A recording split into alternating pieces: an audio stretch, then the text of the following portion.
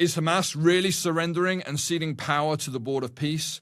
What do Iranian Christians think of the protests in Iran? And what is America's next move? Plus, what is the purpose and meaning of home? Well, stay tuned for all this and more in this week's edition of Israel Matters. I'm your host, Stephen Briggs.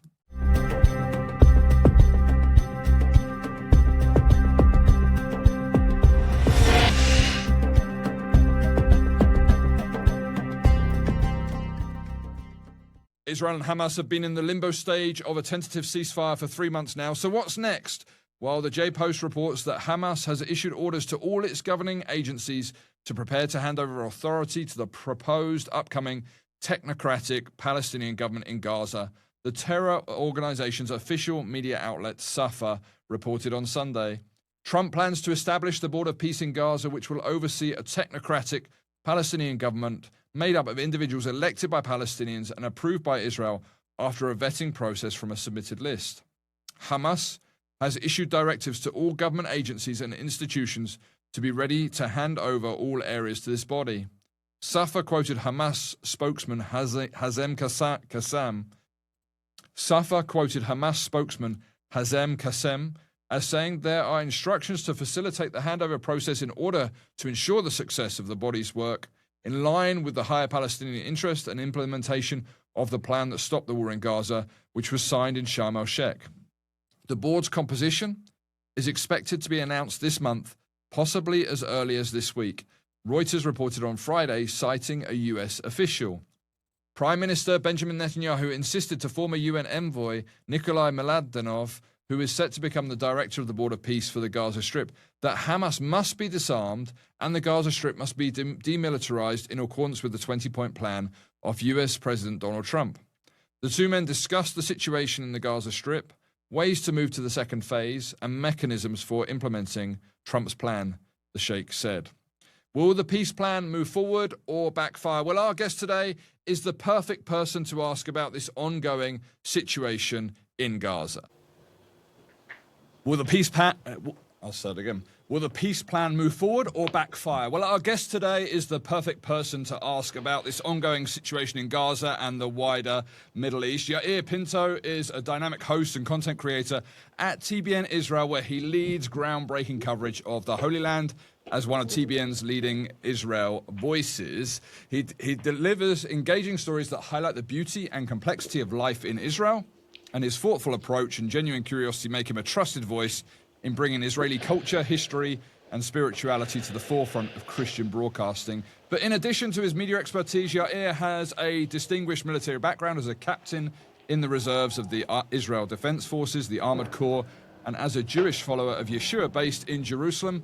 He offers us unique on-the-ground insights into the region's complex dynamics.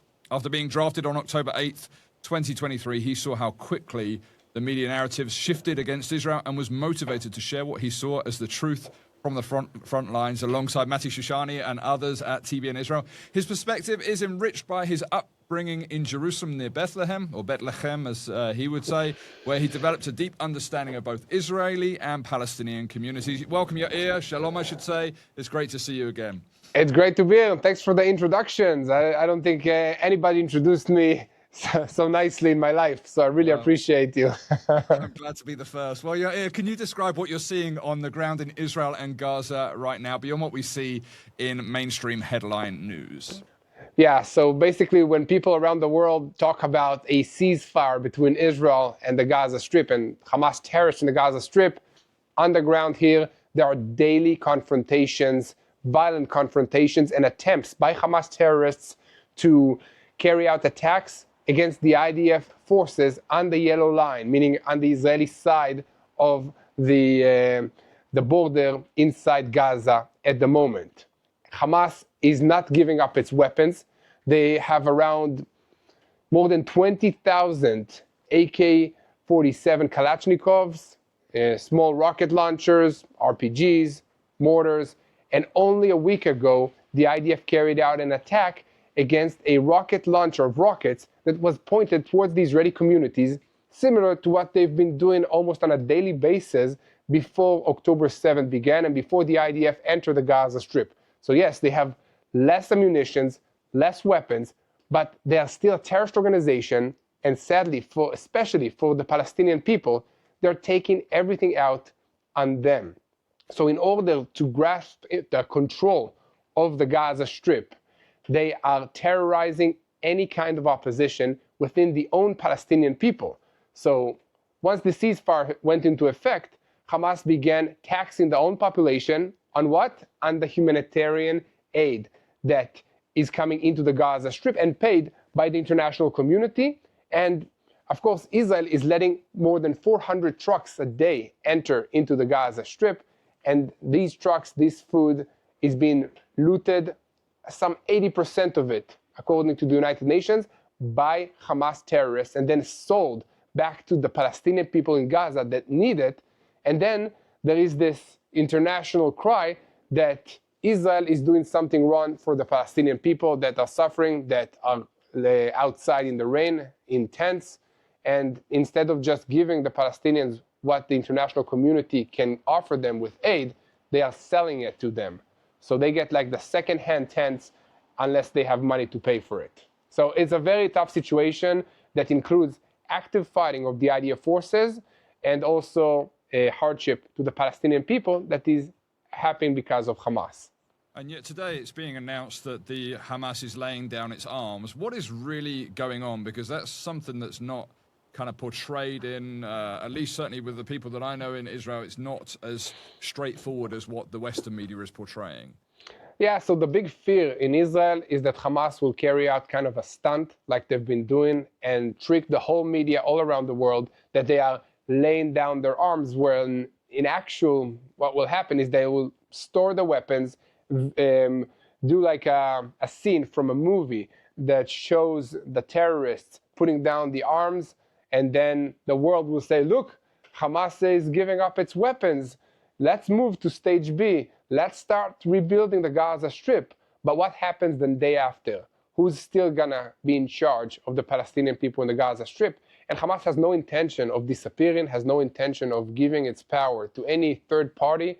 And if you talk about it from the basic principle of the agreement, stage A was not fulfilled yet because we still are waiting to receive the remains of the last Israeli hostage, Ran Gaveli, from Gaza to come to Israel. And according to Israeli intelligence, Hamas knows exactly where he is, but they don't want to give him up because they want to keep dragging this whole situation as long as possible because they don't want to disarm with their weapons. They don't want to give up the control. So you don't think that Hamas is going to cede their power to this board of peace? Well, I mean, obviously the prerequisite of that stage one, as you have said, the one hostage that is still remaining is an obstacle. But what other obstacles are there in regard to what's going on in Gaza and the military engagement, humanitarian conditions, and the daily life of the people that are there? So I would say that apart from the fact that they need to bring back the remains of the hostage, the biggest issue is the disarmament of Hamas, and then who controls Gaza the day after. So if you open a so-called technocratic government of Palestinians, but 90% of it are members of the Hamas terrorist organization, then it's basically the same terrorist organization, just with a new branding. They have like a new name, not Hamas, maybe something else, but they still rule the Gaza Strip. This is something that Israel will not agree to, because it might make people in Europe or around the world happy, but it's not real security for our citizens on the border. It's not something that I will feel safe to move and live on the border between Israel and the Gaza Strip with this sort of government or a leadership that is running the show in Gaza. So that's one. The second thing is, in the Gaza side, in the Hamas side of the Gaza Strip, there is still around 70% of the underground tunnel network that Hamas has. It still exists, it's active, and Hamas is still using hospitals and schools and underneath United Nations buildings to conduct their operations, to hide, to carry out attacks, to send 16-year-olds to the IDF positions to test the IDF soldiers' response. If they are opening fire, if they are afraid to open fire, to see how do we react if we are sleeping, if we are not ready to respond. So many stuff are not there yet. And let's talk about the international peace force, the international fighters that are supposed to make sure that Hamas does not become another terrorist organization, that the Gaza Strip is actually remaining demilitarized for a long time. Who's that going to be? Israel is vetoing Turkey. They don't want the Turks to have another front and to send troops into Israel. And the other countries that originally volunteered stated that they don't want any kind of armed confrontation with Hamas terrorists. So practically there's a lot of talk going on, but nobody is going to bring its troops to fight the Palestinian terrorists of Hamas in the Gaza Strip on behalf of protecting Israel. So very complicated, but there is some good news here. There is some good news, and one thing that is already beginning is on the Israeli side of the Gaza Strip, the Israeli side behind the yellow line, where the IDF holds control. There is already advanced preparations to clear all the debris from all the destructions, to clear all the terror tunnels. And the IDF is working hard at this job so that the reconstruction and basically new Gaza can start on the Israeli side. So you can already build up the structures, create permanent buildings for the Palestinian people that are on this side to have a future, to live healthy, to be not in a tent.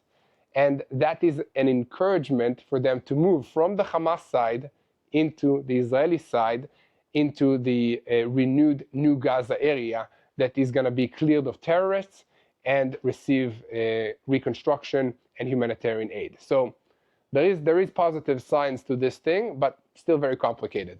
So let's just turn our attention. I mean, the international media portrays things in sometimes unusual ways. What are the biggest misconceptions that you see in international media about Israel's actions in Gaza? Well, one thing that I see, and I'm an IDF officer, I fought in Gaza myself. So one thing that the media is saying is portraying Israel as the aggressor, as somebody who's violating international law, and launching attacks against hospitals, against schools. And I think this is a very unfair situation to put Israel. We were attacked by Hamas terrorists on October 7. May I remind everybody that on October 6th, we had a ceasefire between Israel and Hamas. They were on their side. There was no Israelis living in the Gaza Strip, except for actually a few hostages that were there for many, many years before that were held by Hamas. But then they launched an invasion into our civilian communities. And then we responded. We responded because we wanted to get our hostages back. And even though we carried out this attack to bring them back, we notified the civilian population before entering a neighborhood. We called them with Arab-speaking Israeli IDF officers, which we have many Arab Israelis in the IDF, just so you know.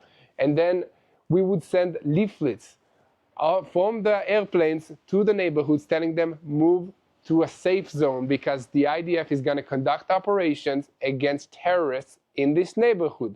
You know what? This is kind of counterintuitive because the terrorists are also reading these leaflets and they are prepared for our movement in there. So it's not such a wise military move, but this is the level that the IDF is taking in order to make sure to minimize the amount of civilian casualties.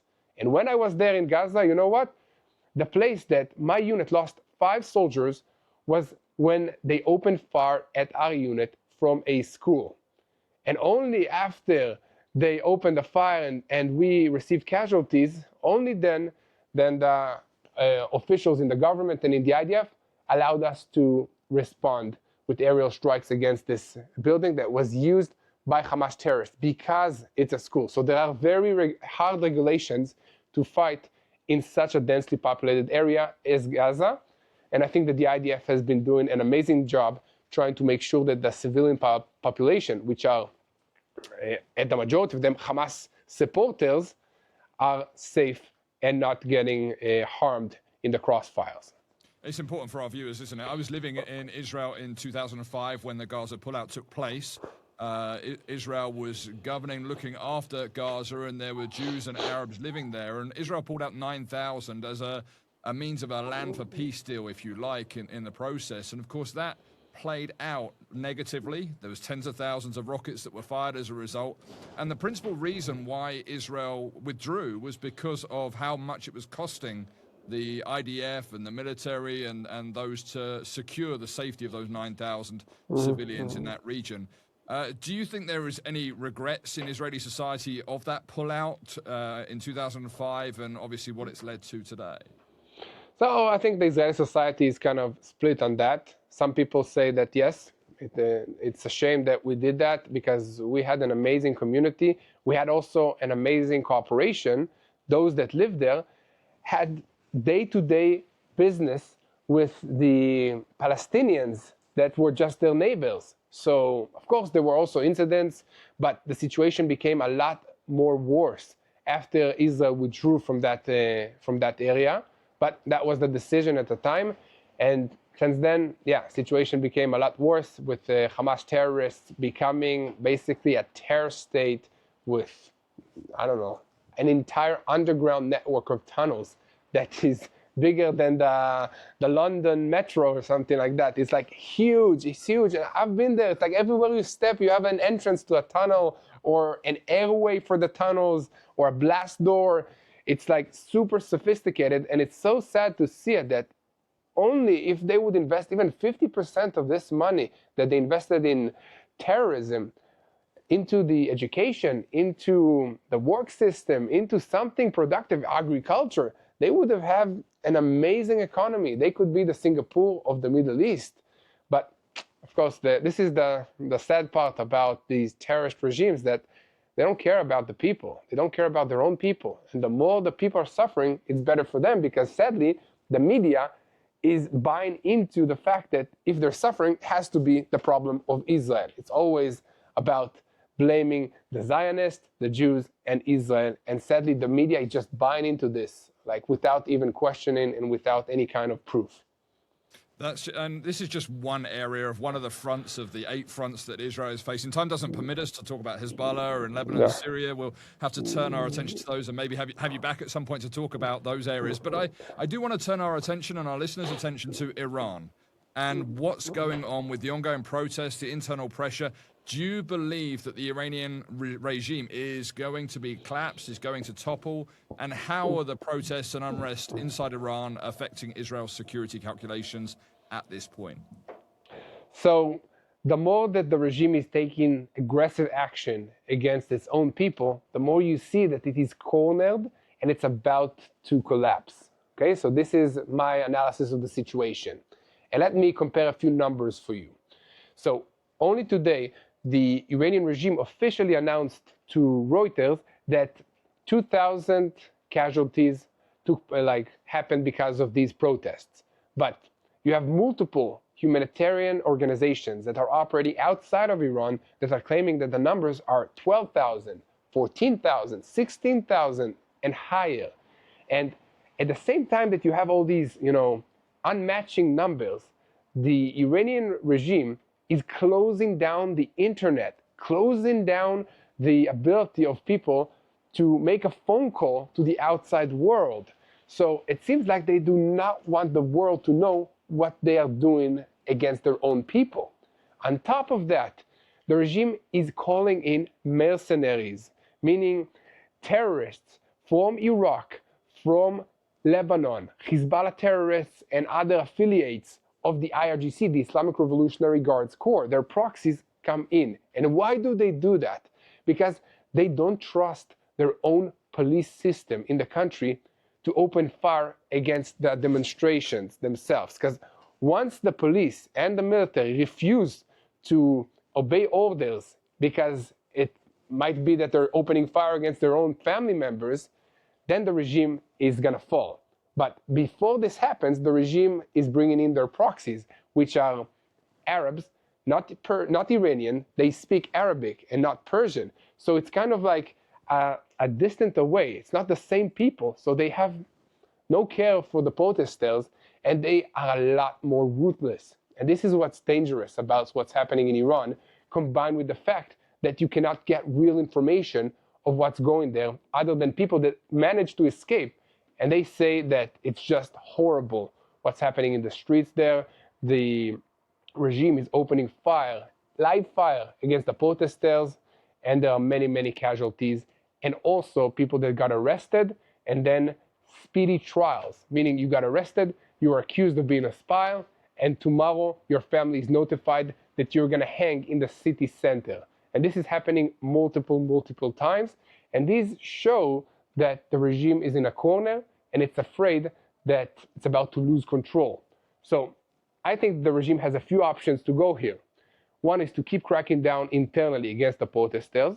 The second one is to carry out massive attacks against Israel, against the United States bases, and then try to divert the attention outwardly, to blame Israel for carrying out attacks against Iran, so that the protesters will leave them alone and blame a third party. So Israel is very, very cautious about our reaction to what's happening in this situation, because we don't want to give them like a way in to carry out attacks and to blame us.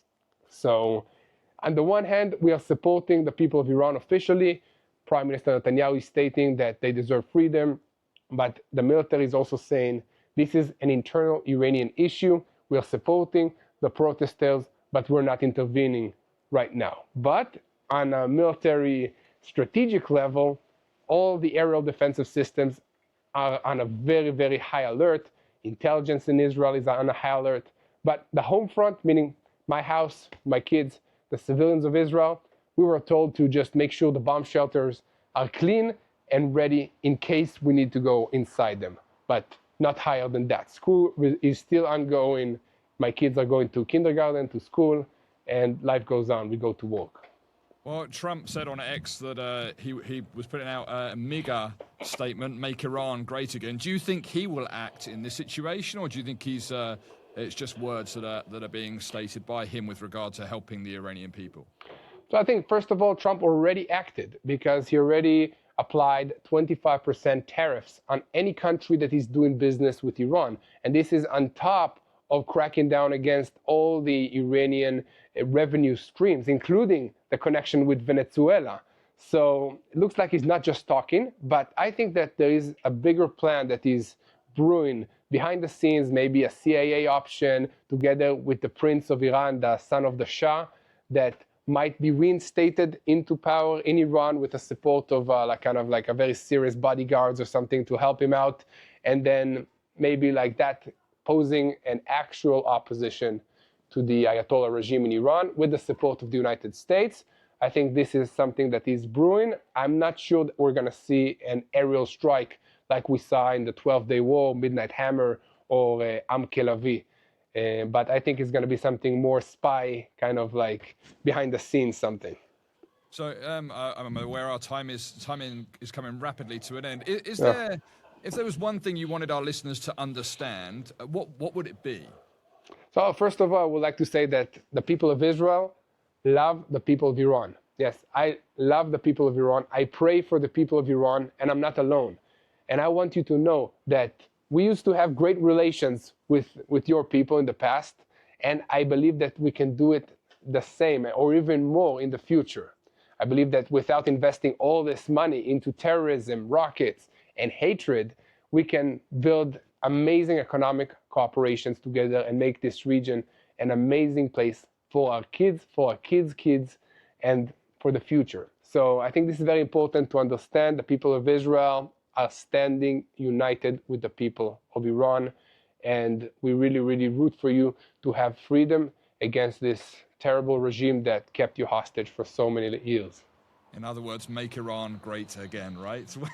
Or pray for the peace of Iran. You know, like to pray for the peace of Jerusalem, can pray for the peace of Iran also. That's true. That's true. Where can our listeners find you, Yair, and watch your show, TBN Israel? You are daily giving updates of what's going on. Where can people find out more about you? So I would say, first of all, people can look at TBN Israel on YouTube. We have a daily show. It's called Boots on the Ground. Every single day, sometimes multiple times a day, depends on what's happening around the world. That's number one. And then if people are in the United States of America, they can also turn on TBN, and we're there every Thursday at 9:30 p.m. Eastern Time with our Boots on the Ground weekly show.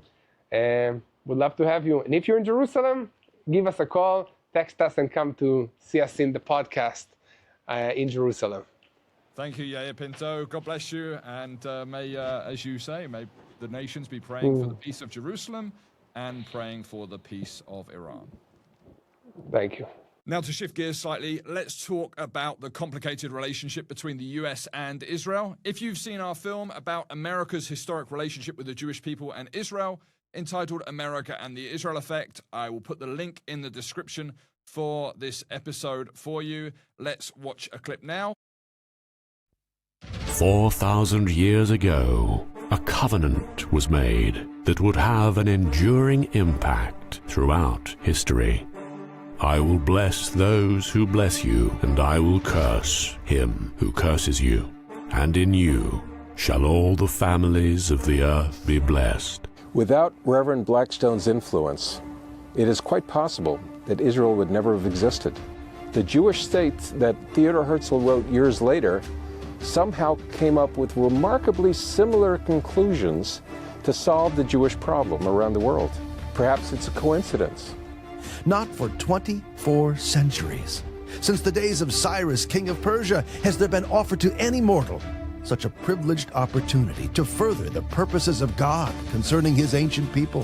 In 1917, he represented that petition to then US President Woodrow Wilson. You'll get a lot of angry opinions also about President Roosevelt, whether or not he was in favor of the Jews or against the Jews. To the best of our knowledge, they knew about the Holocaust. He just didn't want to do anything.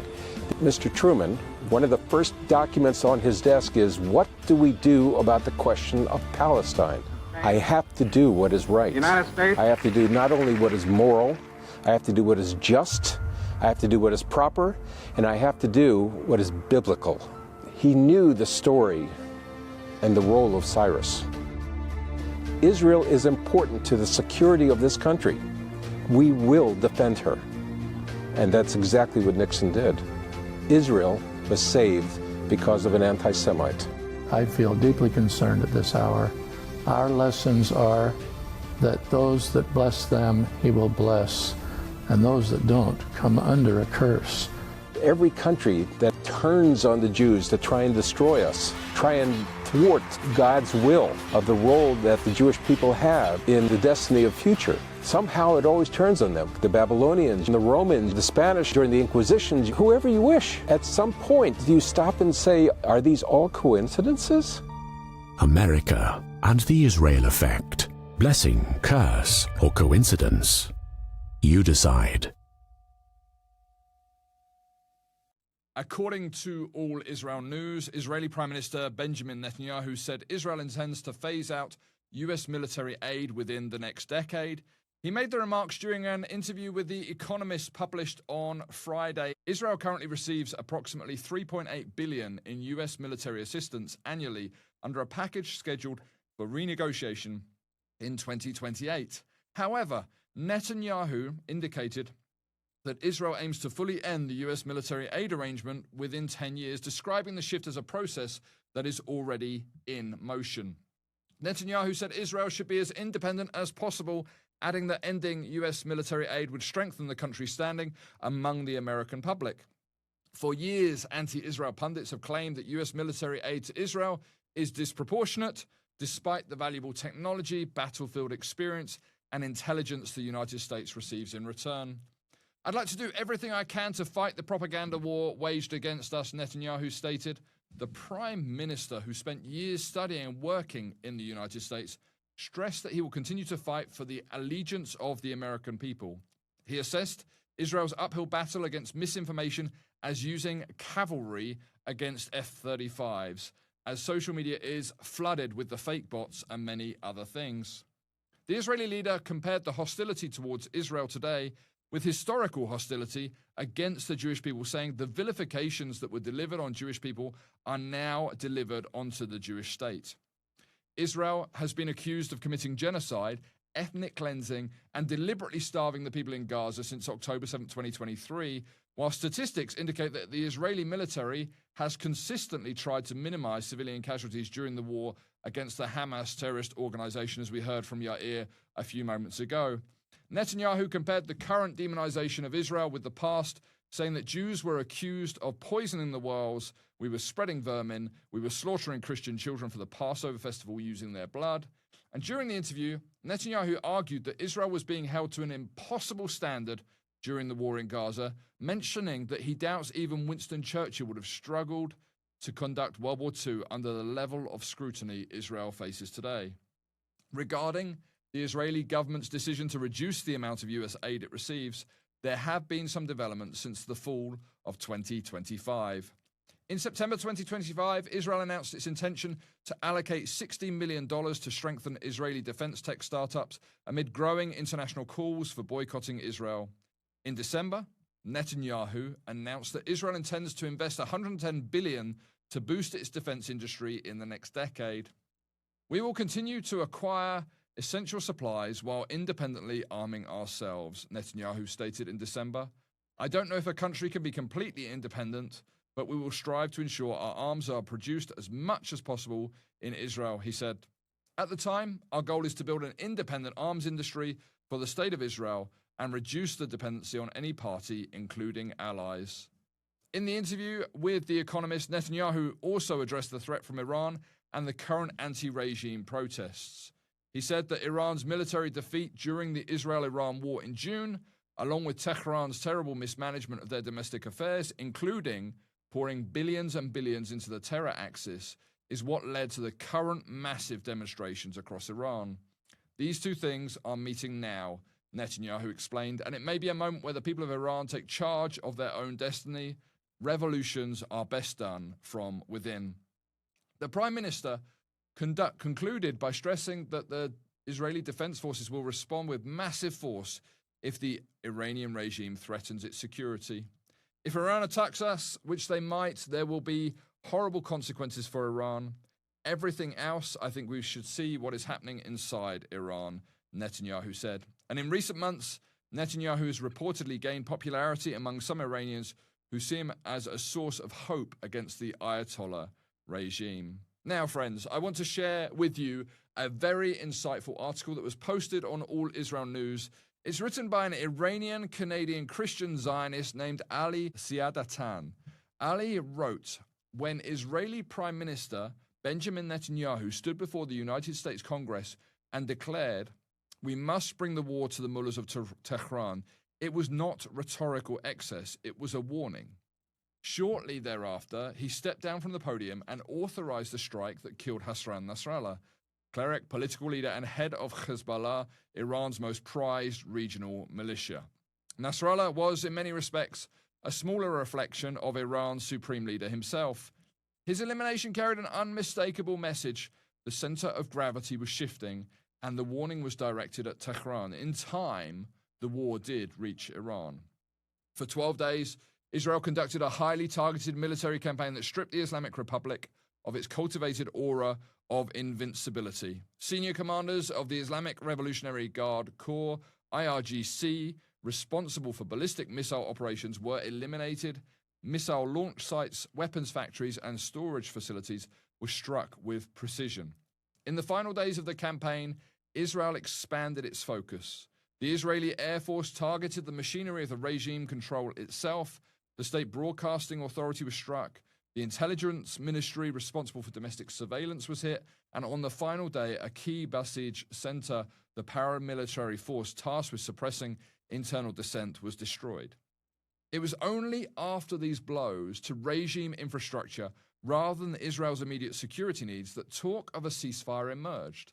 At the time, the war appeared unfinished. That perception changed 2 weeks later. Across Iran, unprecedented national demonstrations erupted. The boldness of Israel's actions, combined with the decisive posture of the United States under a president willing to strike Iran's nuclear facilities, the symbolic heart of Shiite power, emboldened a population being ruled by fear. As this is written, major cities across Iran are witnessing nightly protests. The regime has responded with familiar tactics, internet blackouts, electricity cuts, and violence carried out under the cover of darkness. Families collect the bodies of loved ones by morning, yet each night the demonstrations resume. At funerals, mourners are no longer silent. chants ring out, vowing accountability for those killed. Far from intimidating the population, repression has hardened resolve. Sacrifice, many believe, must now mean something.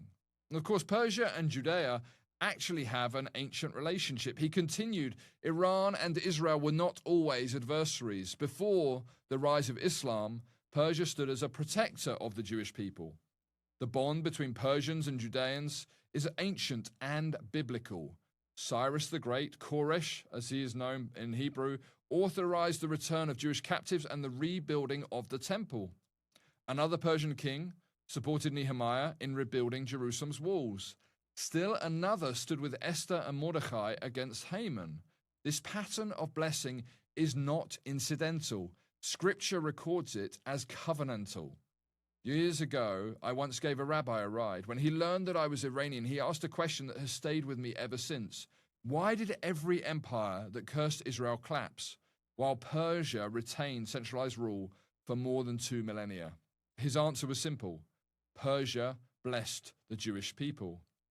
In 2003, I listened to a Persian-language radio broadcast from Jerusalem.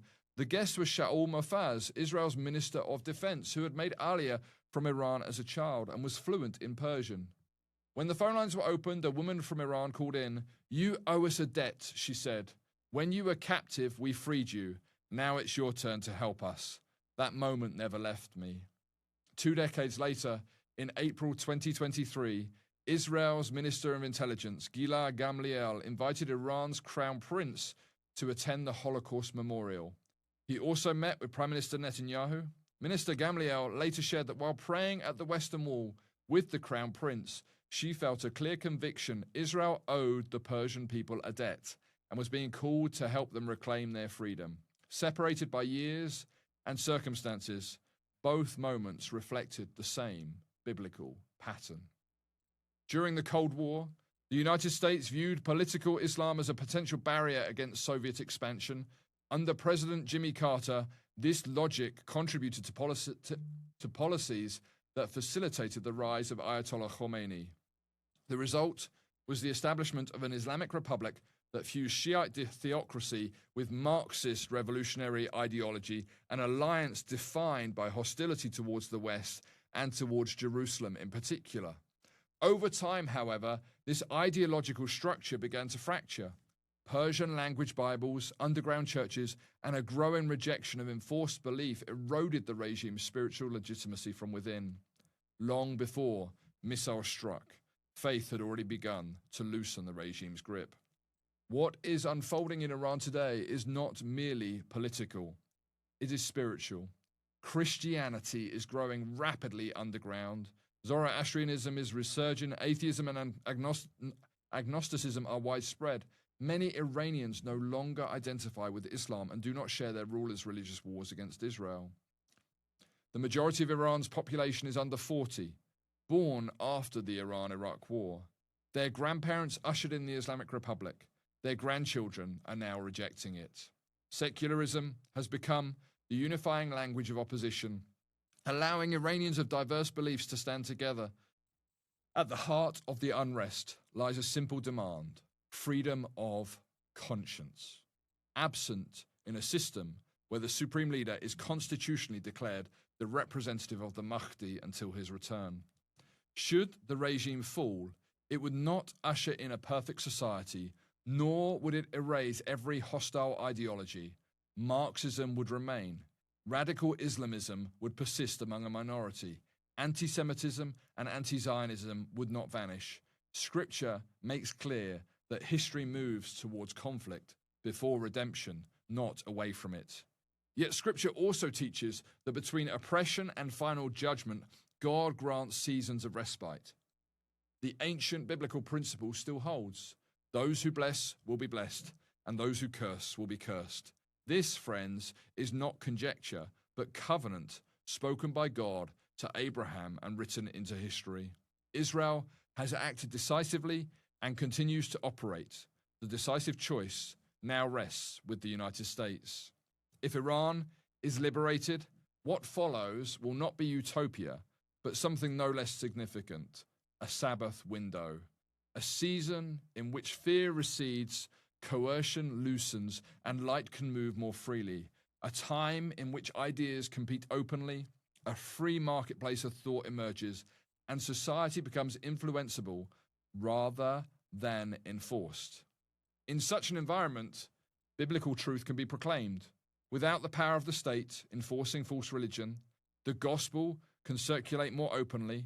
Families, communities, and institutions can be shaped by persuasion rather than terror.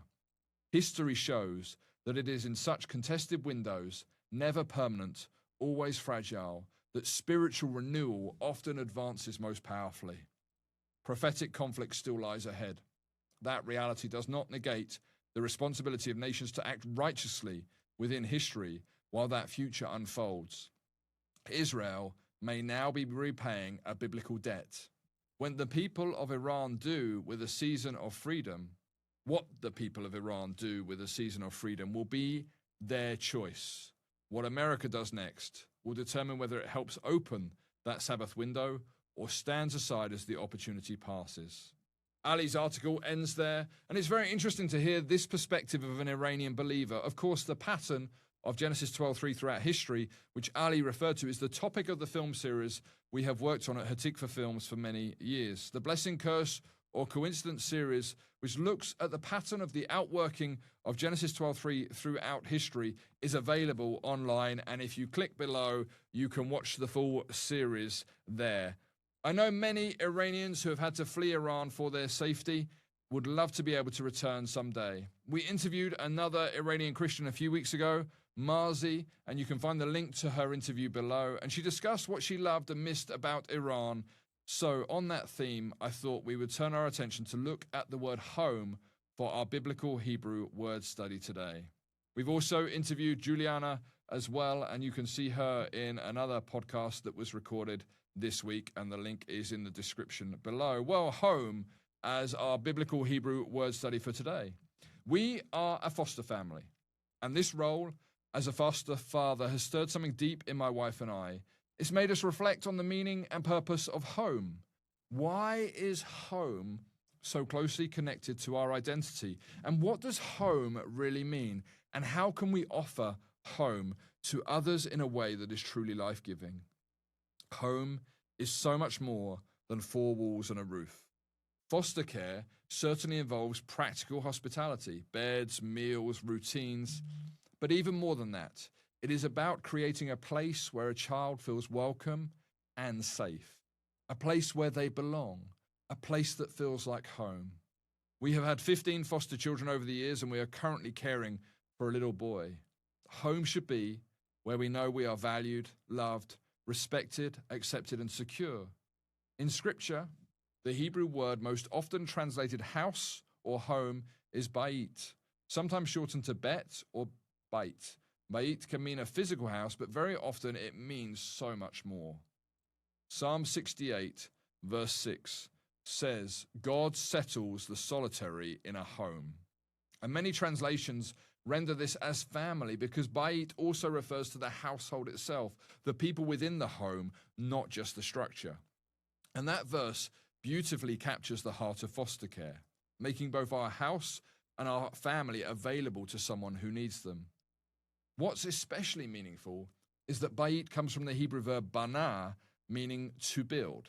It is also closely related to the words for son, ben, and daughter, but in the biblical imagination, a home is something that is built, and it is built through people, through relationships, through generations. And we see this connections most clearly laid out in Scripture in Psalm 127, verse 1, where it says, unless the Lord builds the house, those who build it labor in vain. A home is not established by effort alone. It must be built by the Lord. And this helps us understand why it was so significant for Abraham to leave his father's household in Genesis 12. God was calling him to step away from one bayit in order to build another, a new kind of household, a spiritual family rooted in faith and promise. Through Abraham, God began building the household of faith into which we ourselves have been grafted as sons and daughters of God. The word bayit also carries the idea of a container, a place of protection, something that holds what is inside. And the first time bayit appears in Scripture is in Genesis 6, when God instructs Noah to build the ark and coat it inside and out. Later, Noah's entire household, his bayit, is invited into the ark. Home, biblically speaking, is a place of refuge, a place of covering, a place where life is preserved. All throughout Scripture, God is revealed as the father and leader of his bayit. The temple is described as God's house, but his ultimate desire was never just to dwell in a building. His desire was to dwell with his people. Again and again, we see entire households turning towards or away from the Lord. Joshua famously declares, "As for me and my household, we will serve the Lord." And in the New Testament, the body of the Messiah is described as the household of God. It is within this bayit that sons and daughters are built up by the Lord and by one another and learn to reflect the Father's love. Scripture also reminds us that we all make choices about how and where we build our house. Jesus says, "Everyone who hears these words of mine and puts them into practice is like a wise man who built his house on the rock." So will we rely on God's strength and protection, allowing him to be our foundation and our covering? Or will we build on ambition, fear, or self-interest? Proverbs tells us, by wisdom a house is built, and by understanding it is established. By knowledge the rooms are filled with all precious and pleasant riches. A true home is built slowly, intentionally, and with God at the center. At its core, home is about belonging. It's about being inside relationship, inside safety, inside love. We see God's heart for this so clearly in the story of the prodigal son, a forgiving father who runs to welcome his child home. Ultimately, the Lord himself desires to be our bayit, our dwelling place in this broken world, and our eternal home in the age to come. Even for those of us who live in loving families and comfortable houses, we still feel the ache of a world marked by sin, decay, and loss. Our deep longing to belong and our sense that this world is not quite home points us towards something greater. We're waiting for the new heaven and the new earth. We are waiting for the day when God fully dwells with his people. And Revelation 21 verse 3 says, "Behold, the dwelling place of God is with man. He will dwell with them, and they will be his people, and God himself will be with them as their God." So perhaps the question was never only where is our home, but also who is our home. Jesus tells us, "Anyone who loves me will obey my teaching. My Father will love them, and we will come to them and make our home with them." Through the finished work of the Messiah, we are adopted into God's household. We are no longer outsiders. We are hidden with him, held by him, and invited to help build places of belonging for others. And as we do, whether through family life, foster care, adoption, mentoring, hospitality, or everyday faithfulness, we reflect the heart of the God who first made his home with us. And he is inviting you to make your home with him. Why not do that today? I would love to hear your thoughts in the comments on today's show. Take a moment to like, subscribe. It helps us get the message of Israel Matters out further and wider. Let's stand together and use our voice and our influence to combat anti-Semitism, to pray for freedom in Iran, and to point people to the Lord and to his word. Thank you for joining today. I'm Stephen Briggs, and this is Israel Matters.